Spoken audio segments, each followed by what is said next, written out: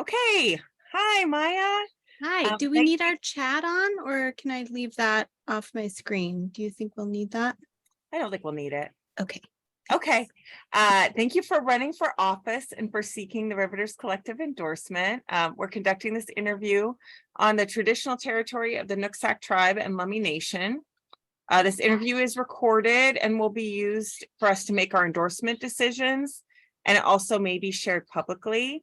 Looks like your screen name is great. We have 5 questions, approximately 3 to 4 minutes per answer for a total of 20 minutes. Hopefully that leaves us some room at the end for if you have any questions for us. To begin with, can you tell us how you would prefer to be addressed? You mean as a candidate, or I'm not sure what you're asking me, Toby. Well, I said Maya, but I didn't know if that was okay. Would you like? Maya's great. Okay, great. Pronouns are she, they, and I'm fine with either one. A lot of people interchange them, as well as do I. Okay, great. So we're going to quickly just introduce the other committee members that are here tonight, starting with Lychee. Thanks. Hello, my name is Lychee Leong. Lychee is my first name, and I moved to Bellingham from New York City. I apologize for being off camera. I don't have a camera on this computer. I'll hand things over to Beth. Thanks, Lychee. Hi, Maya. My name is Beth Hartsock. And I'm going to hand it over to Suzanne. Hi, Maya. Nice to see you. Thanks for running for office. I am here in Bellingham since 2010. So excited to be part of this committee. I'd also like to introduce Yoan Savella, who's working on our tech support tonight, who's off camera. All right, great. So Beth is going to ask the questions tonight. All right, our first question.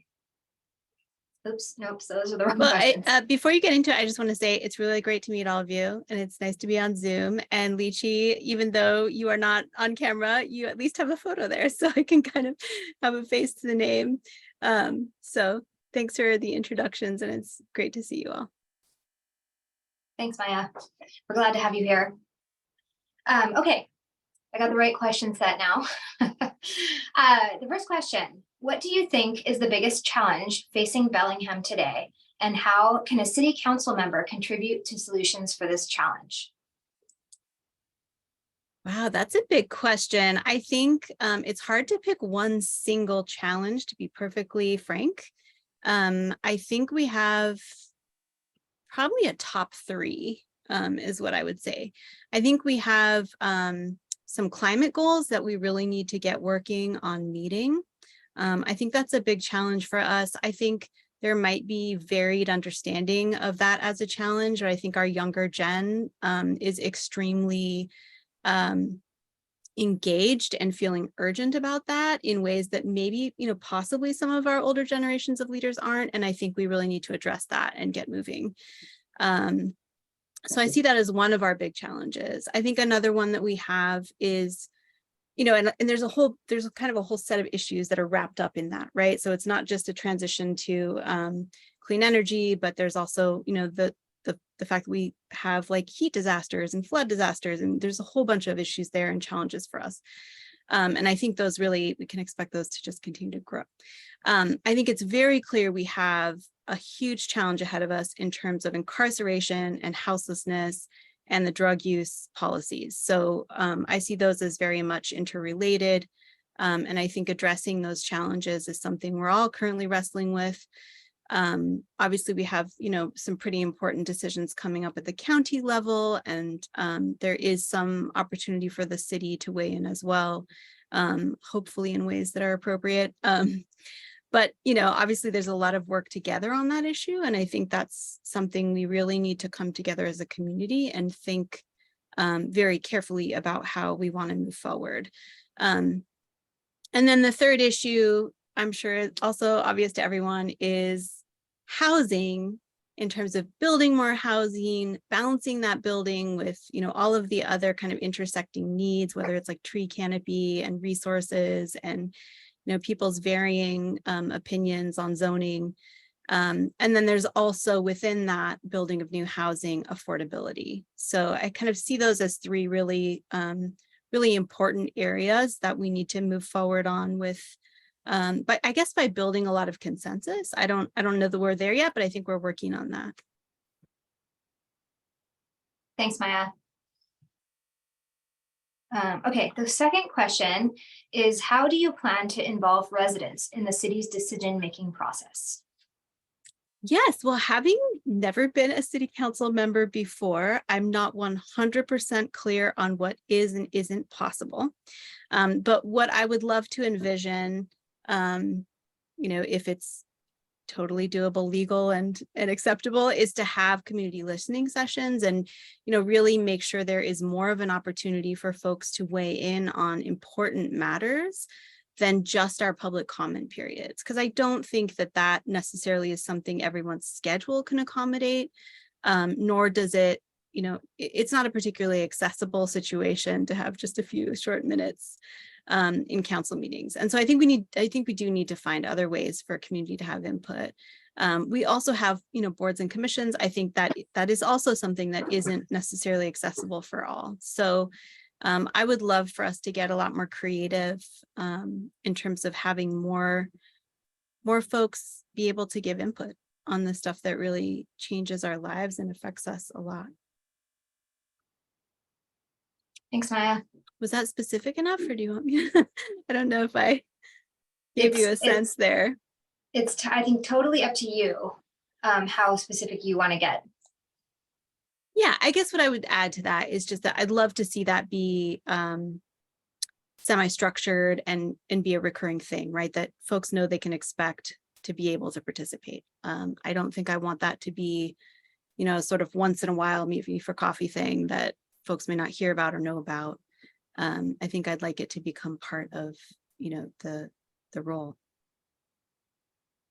Great, thank you. Third question, do you support a local minimum wage that is higher than the state minimum wage? And if so, how much higher? I was not prepared for this question. I definitely support raising our wages. I'm not sure I'm prepared to give you an exact number at this point. I feel like there's a lot involved in getting to that exact number. But what I will say is we obviously don't have local wages that are in line with our costs of housing and food and transportation. So I think it's undeniable that we need a much higher wage than the minimum. And I think we've got a ballot initiative that's coming up that raises it slightly. I don't think that's anywhere near what we really need. And so I don't want to misquote the figure. I know it's in the $20-something an hour that is actually the livable wage, right? We have this, we have a pretty tough situation both in our state and in our city. Bellingham is a pretty expensive city to live in. Where the cost of housing just far outpaces wages for a very large percentage of people. I think there is also a significant chunk of people for which that is not true. They may be homeowners or they may just be high earners. But we've got a pretty significant chunk of us living at or below poverty levels, and that's not okay. Great, thank you. Fourth question. How have you supported or been involved in the Riveters Collective or other civic engagement organizations? Yeah, so with Riveters, I first encountered the Riveters as part of People First Bellingham. We were in that coalitional space together. And I sort of continued to keep up with Riveters after that and then joined the Facebook. And so it's just been kind of an organic, like, following along. I don't, to be perfectly honest, I don't know if I'm considered a Riveter or not, because I'm not sure. It feels like a collective space. So I'm a little unclear on what's involved, but I feel like I am one in some ways. And then I'm also not sure if I am. So there's that. Certainly, when I began founding Washington People's Privacy, it was definitely priority to keep the Riveters in the loop with calls to action and what was going on legislatively. And I think the Riveters really did an amazing job welcoming that and wanting to partner in that and taking action and, I found that to be really productive and helpful from my end, at least. I think we managed to mobilize together on some really important reproductive rights bills and policing issues at the state level, which I think was really important. In terms of my involvement with other organizations, I can share that as well. So I did, when I left the Community First Whatcom steering committee, I really focused my energies completely on founding Washington People's Privacy and also working in that legislative space with Washington privacy organizers, which is very similar to Riveters Collective in some ways, in that it's a fairly loose collective, although it doesn't even have like formal leadership. It's just very much a collective. And then I also became an ACLU Washington Tech Equity Coalition member just after the People for Bellingham campaign wrapped up. So in the January of 2022. And so that has really been the space that I've been advocating within. And learning a ton about how to read laws and how to look at the effect of laws and how to think about preemption and, local versus state versus federal laws. And so that's been a really fun sort of organizational involvement to have. In this most recent legislative session, I also did work with the Washington Low Income Housing Alliance as a hired on organizer to do some organizing and advocacy with them as well, just for the legislative session, which was amazing and taught me a lot about the universe and environment of housing advocacy in our state. So. Great, thanks, Maya. The last question that we have is, as a city council person, how can you support staff in pursuing new and innovative strategies to accelerate progress toward our community goals? I love that question. I am so interested in us looking at the budget that we have allocated, the amount of staffing we have, where our priorities are, and look at our needs and see where there are gaps or mismatches, and also understand what our staff would like to work on as well. I think we have, Bellingham is such a creative place. It's also a smaller city. I think we have a lot of potential here to do a lot of really cool programming and find ways to meet people's needs in ways that may be new, maybe haven't even, been tried in Washington State before, but have maybe been piloted elsewhere. And I think it would be amazing to really look carefully at our resources, our amount of staffing, what's needed, and get pretty creative about thinking about how to meet needs in different and new ways.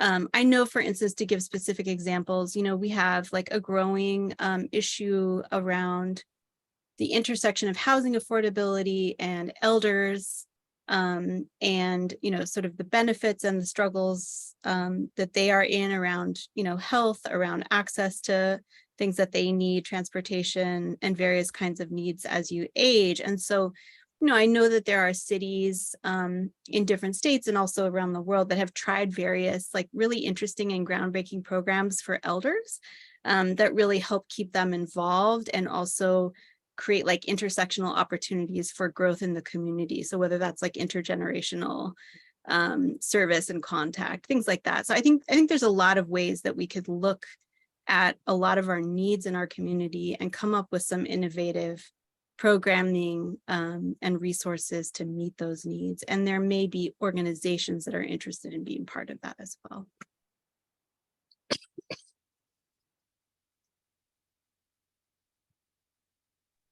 I'm also happy to answer like follow-ups to anything I say that feels unclear or not communicated well. No, thank you. So you have a little bit of extra time. Is there anything else that you wanted to add on? Yeah, I mean, I think what I'd like to say is that I see Bellingham as a place with a ton of like heart and potential. And I think we really have a lot going for us, right? Like, I think as a candidate, when I think about why I'm running for office, it's not because I'm like, oh, we need to fix everything about Bellingham, right? I think we have a lot here. We have a lot of good.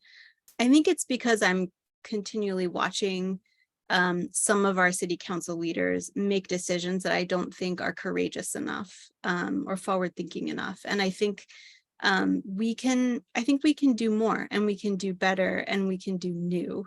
I think our younger generations are calling for that. I think the unmet needs in our city are calling for that. And I think that there's a lot of possibility there to kind of push the edges of where people are comfortable. I think it's easy to do the same thing over and over again because you've seen what happens. At the same time, that isn't really changing the things that we do really need to change about Bellingham. So I hope that that's helpful to y'all. Yeah. So do you have any questions for us about anything? Yeah, I would love to know, in terms of, I know the Riveters is a collective, and there have been various like iterations of it and of its endorsement committee. I think one of the things I'm really curious about Riveters, and I don't know that was totally communicated in this process of signing up and doing a questionnaire, is what are you all seeking in city council candidate? And what do you feel like you want from an elected in this role? Suzanne, do you want to? Sure. I'll answer some parts, and then anyone else please weigh in. First of all, just respond to the what is the collective, what does it mean, and the am I a member, am I not a member, and yes, so it is a loose collective in the sense that when we talk about the Riveters Collective as a whole, we talk about the over 4,000 members in the Facebook group, and that have self-selected into this group to learn about policy in our area, and to learn about actions about how they can make a difference in our community. So there's no formal membership. So you've done everything you can to be a Riveter as it stands. And then in terms of the relationship between, like, we do have a leadership structure, we do have a board of directors, and then we have committees. So you've probably seen the work of our justice system committee. And then the endorsement committee is something we have every year decided to have an endorsement committee. We don't have to. And so that committee is formed every year to take on this task of vetting candidates for the purpose of making recommendations and endorsements in a campaign season, to help guide those maybe 4,000 people or other people that are watching in their voting decisions. So I'll in terms of overall, what we're looking for in candidates is alignment with our platform. So we at least every other year publish a platform. And so looking for the ways that maybe that candidate aligns with the platform. And does anyone else want to add other things that might be weighing in on that decision? I just want to add to what you were saying, Suzanne, that it's both alignment with the platform, but then likelihood that that candidate will actually move it forward. So it's both about where are we trying to go, and then can this person get us further on the way there?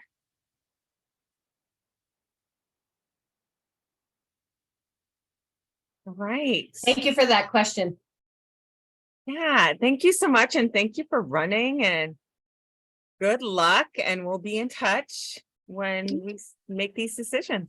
All right, thanks, Wait. y'all. Could I ask It one looks quick question? Oh, it looks like Lychee.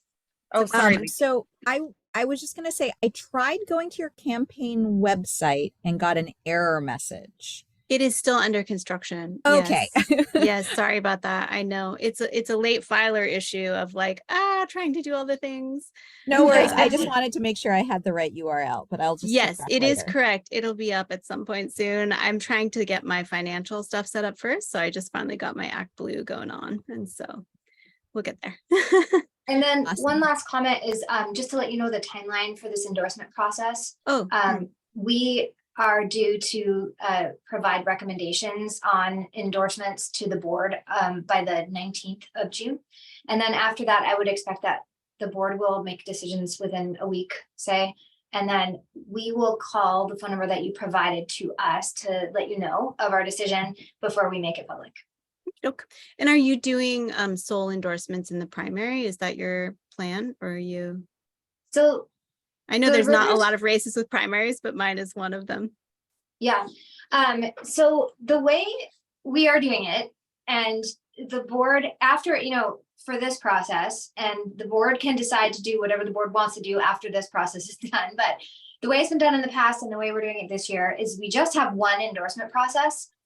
And we take a pragmatic approach. So we try and make one and only one endorsement in every race. And with occasionally not, or occasionally a dual endorsement. But the goal is for us to recommend one and only one endorsement or recommendation. We actually have 2 levels I think we're going to use this year in each race. And then if what's happened in the past is if the person we endorse doesn't advance the general, then sometimes the board has had like another process where they make a recommendation, which isn't quite as rigorous as an endorsement. But of the candidates that are left, this is who we'd recommend. So the goal is really to provide materials and guidance to the community.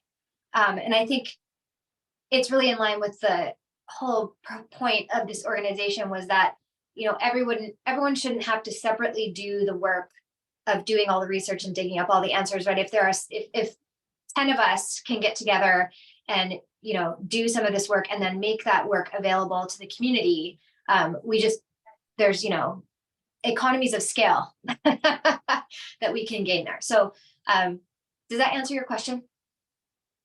I think it does, although so basically it sounds like you'll be informing people of sole endorsements is what that sounds like the answer. Yep. And then this month, and then it's possible that if, again, in a race, if our candidate doesn't make it through to the general, that the board may take some kind of action after that. Got it. All right, thanks y'all. Have a great evening. Thanks so much, you. Maya. Bye.